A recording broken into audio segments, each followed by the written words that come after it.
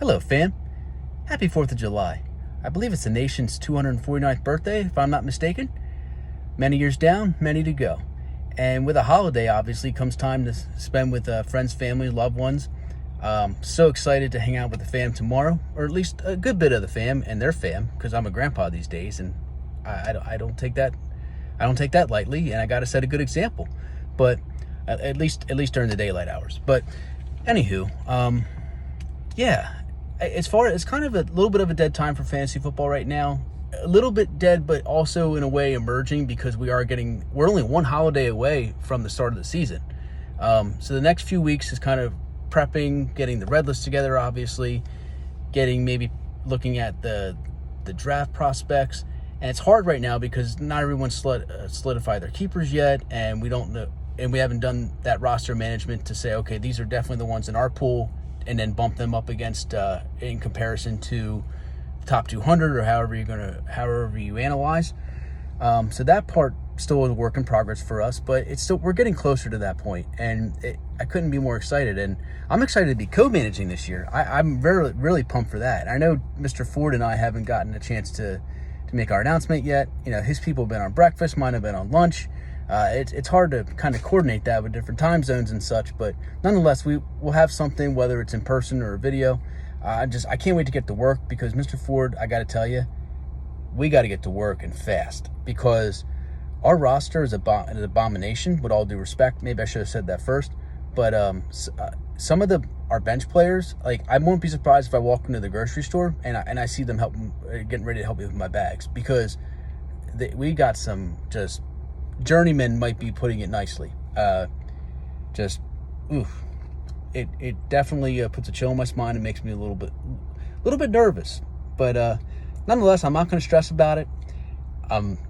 We'll get it figured out. But nonetheless, the last thing I'll leave you all with is, I don't know who's checked it out yet, or if anybody has or hasn't. The Receivers series or documentary. I'm not sure how you want to word it, but or describe it.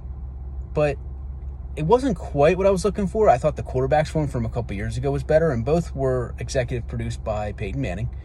I thought the quarterback one was better because it had more X's and O's. While this one didn't have so much of that, it was more just about the day in the life of a receiver and kind of the ups and downs of the season.